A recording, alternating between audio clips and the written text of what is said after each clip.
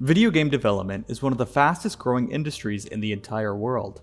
In its short lifespan, it seems as though every year the evolution of games is leaps and bounds more evolved than the previous year. This is thanks, in part, not only to the technological advancements, but the talented teams of animators, developers, voice actors, illustrators, and story writers, or in some cases, the exploitation of them. What exactly goes into the making of a best-selling video game? Video game development is rife with contention, and one of the most prevalent controversies is the crunch culture behind them. Crunch culture is a practice in the game industry in which employees are expected to spend extra unpaid time every week working on a game to meet a strict deadline. While most work weeks for employees are around 40 to 46 hours a week, employees who work under crunch can expect to spend anywhere from 65 to 80 hours in the office. There are even reports of some companies that had a compulsory 100-hour work week. This gave employees about 9 hours a day not in the office. For the average employee, this would be enough time to drive home, sleep for a few hours, and then go back to work immediately in the morning. This rigorous schedule would even extend into the weekend. In some cases, there were absolutely no days off during active development. According to some sources, the company BioWare experienced a similar environment during the production of their game Anthem. The employees that worked at BioWare at the time coined the term stress casualty.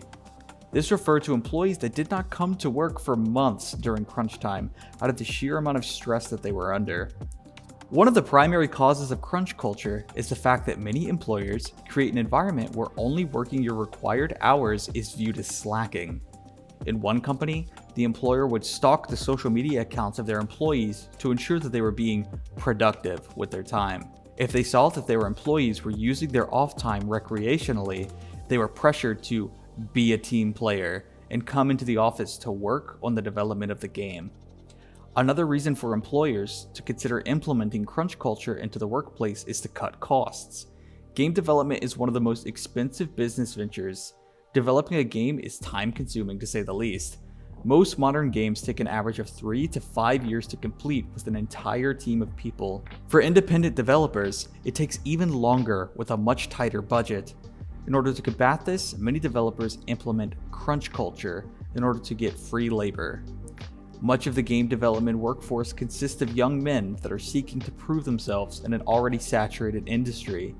They are willing to go the extra mile if it means getting recognized by their employers and possibly receiving a promotion. Unfortunately, the developers are aware of this and seek to exploit their ambitions.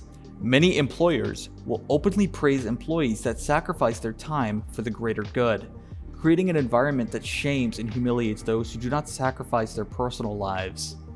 The malice of the game industry doesn't just stop at the employees, it also extends to you, the consumer. Pre-ordering video games has been around for quite some time, almost the entire lifespan of the genre, in fact.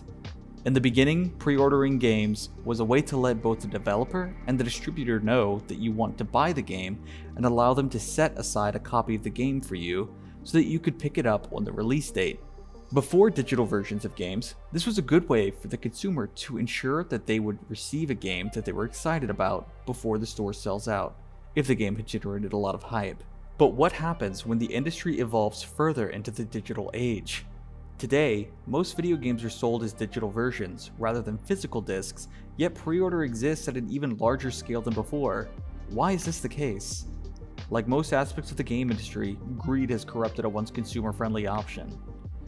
Many modern games offer digital pre-order versions, but if there's no supply risk, why would the consumer bother pre-ordering? The developers are aware of this conundrum, so they add bonuses for pre-ordering. Oftentimes, these are cosmetic items or special in-game advantages for the player. For many players, this is enough to coax them into financially supporting a product that is yet to be commercially released.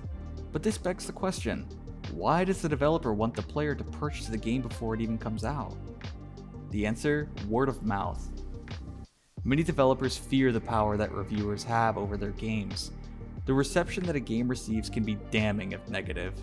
Nothing hurts sales quite as much as bad reviews. So, in order to combat this, they sell their games before people have the chance to even truly experience them. what was once a tool to give power to the consumer has now become a roundabout method for the developer to cut their losses. But what happens whenever a developer encourages the consumer to gamble real-world money on in-game objects? Originally started by the Japanese genre known as gacha, the player could spend real money on a virtual mystery box that contained a completely random item. The player was most likely to receive something common and not very valuable, but they had a chance to receive an item that was exceptionally rare and valuable.